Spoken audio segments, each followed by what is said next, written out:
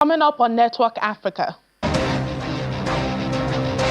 Democratic Republic of Congo's leader Felix Tshisekedi proposes unity government amid ongoing violence with the rebels. Sudan's army ends a 2-year siege of key southern state capital of El Obeid. Plus,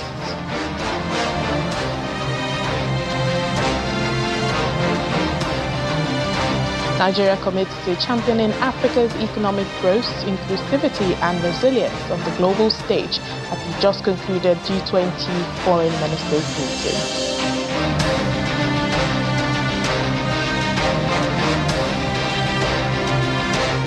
Hello and welcome to the program this week. I'm Layo Olarinde. We begin with stories and happenings that made headlines over the weekend.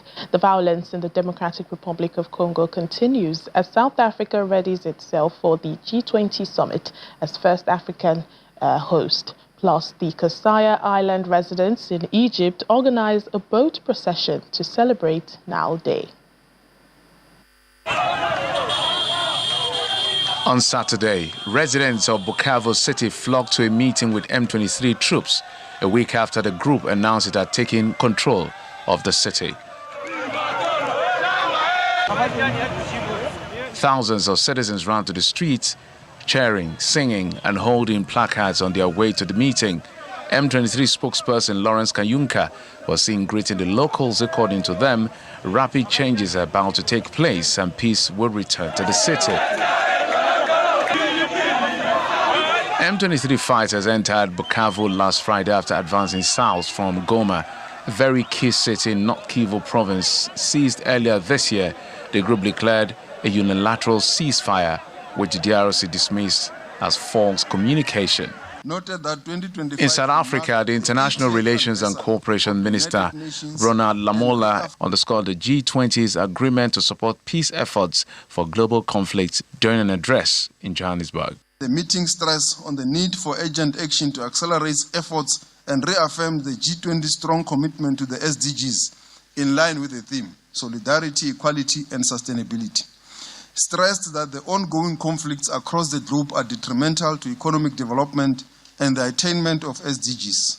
The impact of wars on education and health was highlighted as a major concern by some participants.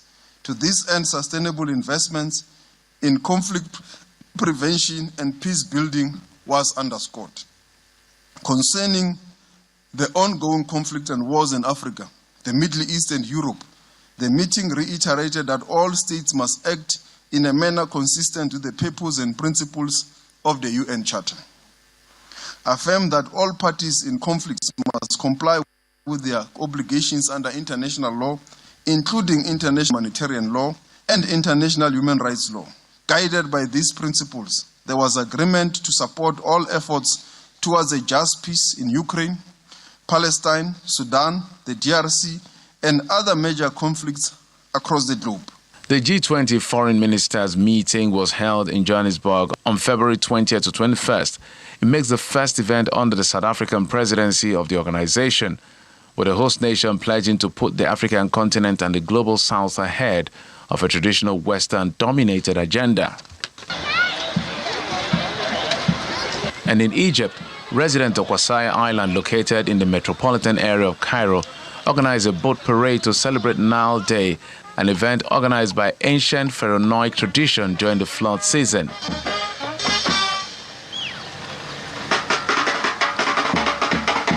The goal of the event was to raise awareness about the importance of maintaining the cleanliness of the Nile and reducing pollution, which threatens communities that rely on it as a vital source of water.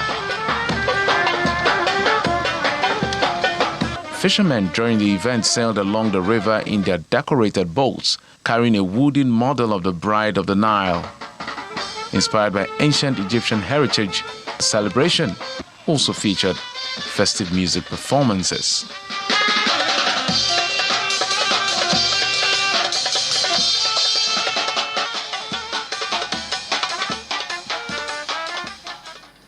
President Felix Tshisekedi of Congo has announced plans for a unity government amid escalating violence in his country. In his first remarks, since Rwandan-backed rebels took control of significant cities in the eastern region, President Tshisekedi addressed the Sacred Union of the nation ruling coalition, urging members to focus on unity rather than internal disputes. The president of Congo has declared his intention to establish a unity government as violence intensifies in the eastern part of the country and criticism grows regarding his response to the situation. Admitting that he may have lost the battle, he says he has not lost the war, calling on everyone, including the opposition, to form a national unity government. However, he has not yet provided the specifics on the structure or timeline. In the meantime, former president of the DRC is accusing the current president of poor governance, which he says has significantly contributed to the escalating conflict in the eastern region of DRC. Former leader Joseph Kabila says he believes that Felix Tshisekedi's aim to become the absolute ruler of the country by silencing the opposition and resorting to intimidation, arbitrary arrests and extrajudicial executions. In an opinion piece published in South Africa's Sunday Times, Mr. Kabila argued that the unrest cannot be attributed solely to the advances of the Rwandan-supported M23 armed group or the tensions between Kinshasa and Kigali. Mr. Kabila notes that since President Tshisekedi assumed office in 2019, following his election victory, the situation in the DRC has worsened to a point where it is close to imploding. Well, M23 fighters have rapidly gained control over large areas of the resource-rich eastern DRC in recent weeks, raising concerns that the conflict may extend beyond the country's borders. Meanwhile, the UN Children's Agency, UNICEF, is highlighting the impact of destroyed health centers and mass displacements of children in North Kivu amid M23 rebel clashes. UNICEF communications specialist James John said during an interview in Kinshasa that the health situation is a real concern for the agency, especially because after a conflict period like this, there can be secondary issues with infections. Furthermore, Mr. John asserts that about 500,000 children are among the 7 million total people displaced due to the conflict in the region. So what we've got at the moment with the conflict over the past few weeks is about 1 million people who've been displaced by sort of rough estimates because of the conflict. And, you know, that will be about 500,000 children who've been forced to move just over the past few weeks. Already, displacement is really high in the east of DRC. We're talking about 7 million total people. So that's a lot of impact on children. And for those sorts of children, we're talking about them being moved away from areas where they're in school, where they had shelter, where they had access maybe to clean water. And sadly, for many families, they've been displaced a huge number of times already. So, you know, this conflict is not new, but for children, it continues to be bad news. At UNICEF, we've received lots of reports from our partners about incidents involving children. We've seen children in hospital, we've seen injuries from the conflict. At the same time, we are receiving reports of cases of sexual violence and, of course, the general trauma. You know, schools have been damaged, basic infrastructure, not to mention sort of just being displaced around the country. So it's very difficult. At UNICEF, we particularly work with partners to provide sort of trauma counselling to children. I was just today with one of our psychologists who provides that counselling directly, and she told me a number of very difficult stories about the stories that she's hearing from children. So it's very difficult. The trauma is there. Some of it is speaking through that there's issues because they are there. At the same time, obviously, there are physical needs as well to deal with. But this is quite traumatic for children and the sort of thing that can stay with children for a long time into adulthood. Away from the DRC, the Sudanese army says it has broken a near 2-year siege imposed by the paramilitary Rapid Support Forces, RSF, on the key southern state capital of El Obeid. Now, the big breakthrough came hours after the RSF signed a political charter in the Kenyan capital, Nairobi, to establish a breakaway government in areas under its control. The RSF and the army have been in a vicious battle for power since April 2023, with tens of thousands of people killed and millions forced from their homes. The war has split the country, with the army controlling the north and the east, while the RSF holds most of the Darfur region in the west and parts of the south. Well, joining us now for more on the impact of the conflict on women and children is Dr. Ero Ibafidon, a women's rights advocate and founder CEO Water Light Save Initiative. Thank you for joining us on Network Africa. Thank you, Lion, for having me. Well, recently, I know you addressed the informal consultation on the revitalization of the work of the Commission on the Status of Women at the UN headquarters in New York, where you are. Well, tell us a bit more about this that bordered on, the rights of women, especially women in conflict-ridden regions. Thank you very much again. It was an honor to contribute our own quarters during the discussion at the CSW revitalization process at the United Nations. The reason for that consultation was to ensure that the CSW focuses more and enhance more initiative that will be beneficiary to women and children in the world. But as Water Light Save Initiative, our focus was basically to intercede and advocate for women in underserved communities, because we believe that these women are faced with challenges that are not on the new space, like the social media, where people can actually gain access to what is happening. Some of these women in the underserved communities does not have access to those mediums. So we believe that our voice will help them in their various space, and see how the CSW can also include them more in their policies, that it will be very well beneficial for them. And one of the key points we noted at that revitalization meeting was actually having some of these women being represented on a global space, whereby somebody that could intercede for these women from on a global stage, being able to pour out the basic challenges and all what's happening them in those unreached communities back to them at the United Nations. And I think after the meeting, we had a one-on-one with the executive director of the UN Women, and she noted that most of those policies and those needs to be taken into consideration ASAP. Now, in advocating for women, and we're talking about African women, in underserved communities, what can the continent do, or, individually, or even as a nation do in helping these women, especially in tackling the humanitarian crisis that we've seen from conflicts in Sudan and the DRC, for example?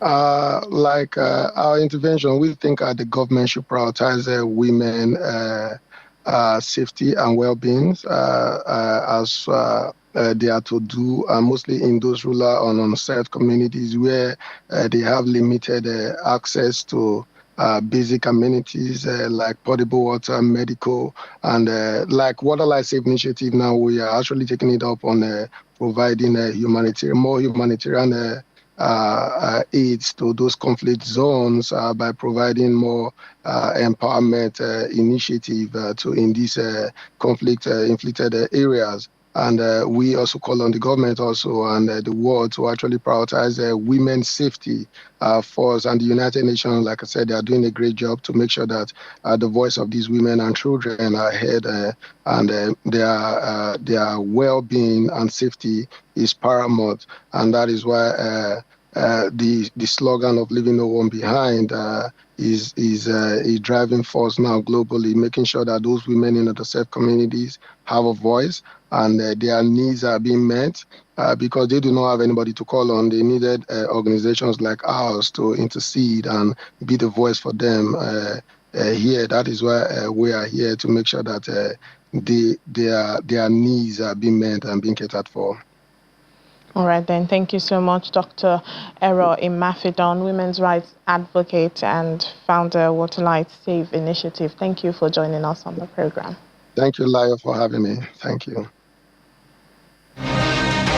Thank you for staying with us. Nigeria is committed to championing Africa's economic growth, inclusivity and resilience on the global stage. This was highlighted by Nigeria's Minister of Foreign Affairs, Ambassador Yusuf Maitama Tuga, in an exclusive interview with Channels Television. Mr. Tuga stated that Nigeria is pushing for fairer trade policies, stronger climate action, and greater representation for the global south to help shape a more equitable world order. He was speaking to our South Africa correspondent Innocent Samosa on the sidelines of the just concluded G20 Foreign Ministers meeting in Johannesburg. We're contributing our own quota, but this is why also we're pushing very hard for a reform of the global financial architecture, as well as the political governing bodies such as the United Nations Security Council. We feel that it's time for Africa to belong in there. A country like Nigeria has a population of 220 million. It's going to be the third largest country in the world by 2050. Takes, for instance, South Africa, population 63 million.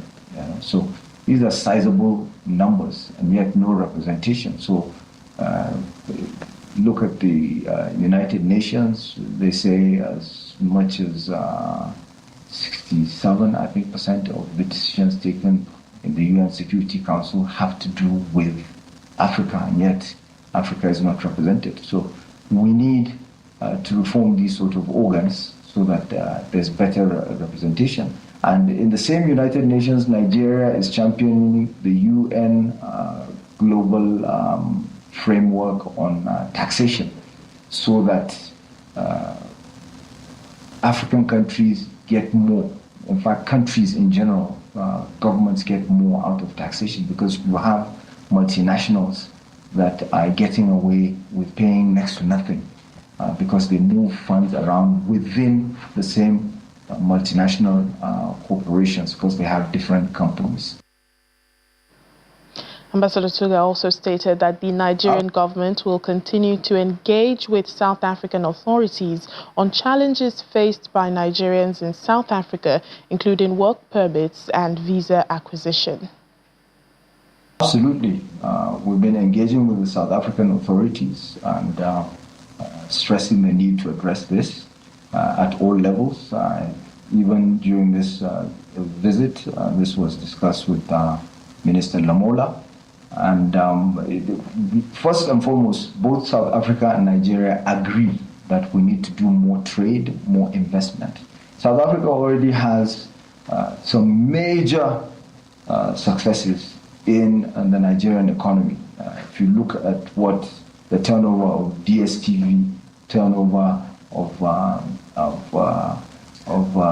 MTN, turnover of Standard Chartered, turnover of ShopRite. This is huge.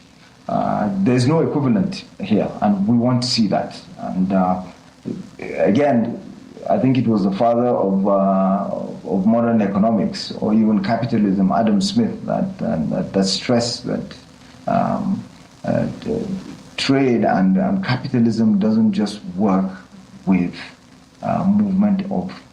It's not just about moving goods and services. It also fundamentally requires movement of people.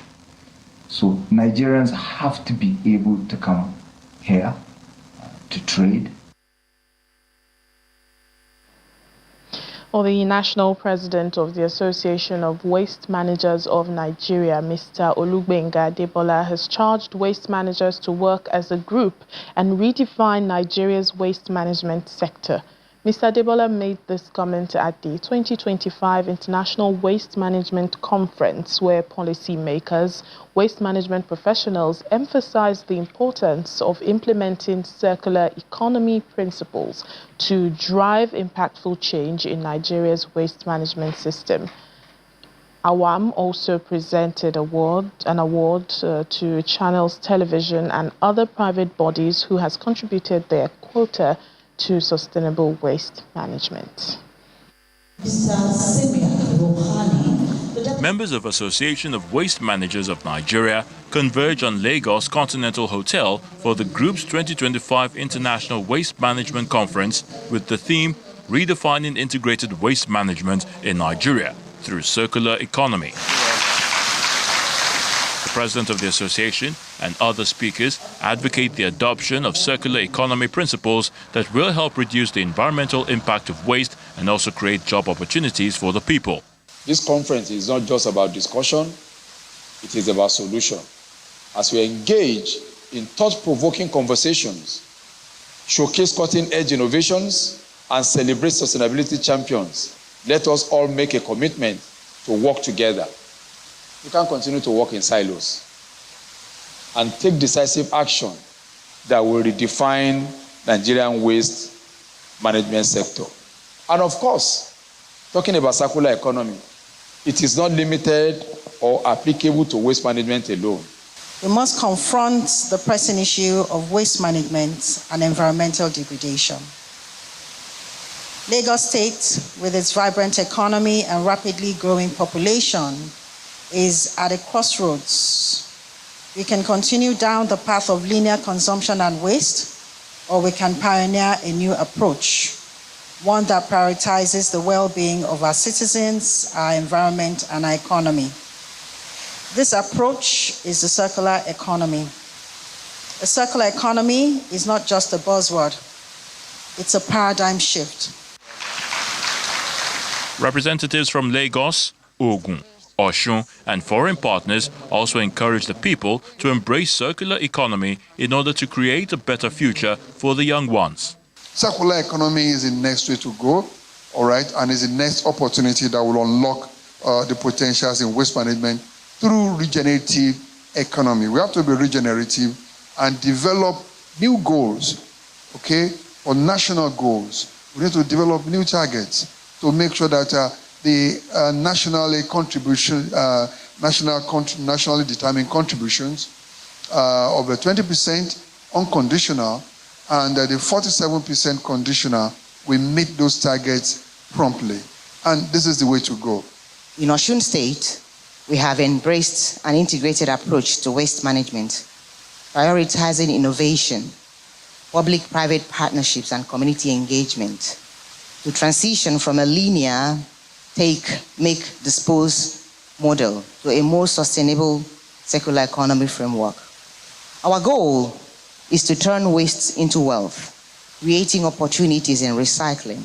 The managing director of Lagos State Waste Management Authority urged the people to embrace change and opportunities in waste management. We can't go far without those of you in this room. And that's why I'm going to take this opportunity to plead with you to embrace this change.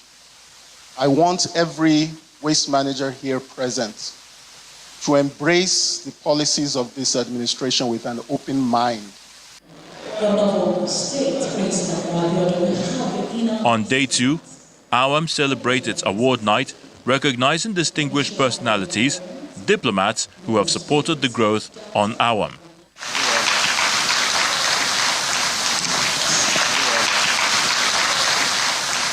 Channels, television. The print and broadcast media was also not left out in its recognition of excellence and contribution on waste and environmental sustainability. And Channels Television's reporter Titilayo Aberowo also received the Best Environmental Reportage Award. The Association of Waste Managers of Nigeria welcomed the support of the public and private sector to keep Lagos and the country at large clean by practicing circular economy. And finally on the program, Libya's second largest city of Benghazi has opened its newly reconstructed international stadium with a high-profile ceremony featuring global football legends. The event was attended also by Eastern Libya's strongman Khalifa Haftar. The oil-rich country remains divided between the internationally recognized Tripoli-based government in the west, led by Prime Minister Abdul Hamid Deiba, and a Haftar-backed rival administration in the east. The stadium is set to host as many as 42,000 spectators, a significant increase from its past 28,000 seat capacity. For many football-loving Libyans, it's also signaled a step towards normalcy in the city that has endured years of conflict. And that's it on the program for today. Thank you for watching. I'm Layo Olarinde.